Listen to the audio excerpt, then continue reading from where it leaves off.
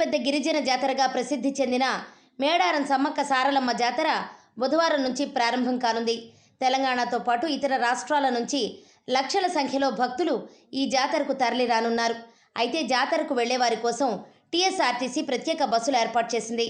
రాష్ట్రంలోని అన్ని డిపోలతో పాటు గ్రేటర్ హైదరాబాద్ పరిధి నుంచి కూడా వందల సంఖ్యలో ఆర్టీసీ ప్రత్యేక బస్సు సర్వీసులు నడుపుతోంది.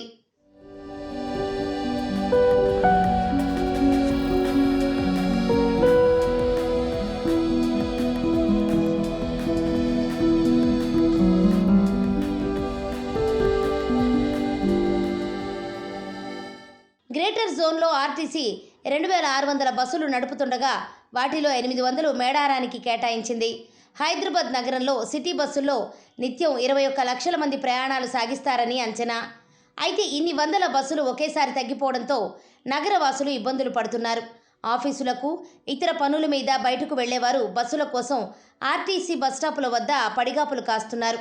అటు మియాపూర్ నుంచి ఇటు హయత్ నగర్ వరకు అన్ని బస్టాపుల్లోనూ బస్సుల కోసం ప్రయాణికులు ఎదురుచూపులు చూస్తున్నారు.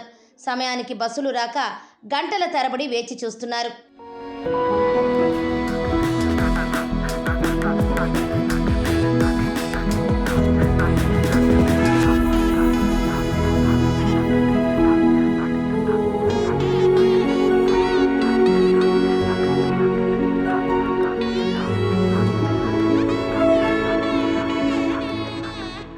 హైదరాబాద్ నగరంలో ప్రయాణికులు పడుతున్న ఇబ్బందులపై టీఎస్ఆర్టీసీ ఎండీ సజ్జనార్ స్పందించారు.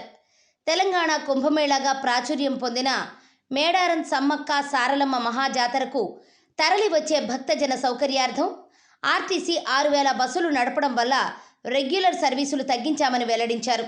దీంతో సాధారణ ప్రయాణికులకు అసౌకర్యం కలుగుతోన్న మాట వాస్తవమేనని, పెద్ద మనసుతో తమకు సహకరించాలని విజ్ఞప్తి చేశారు.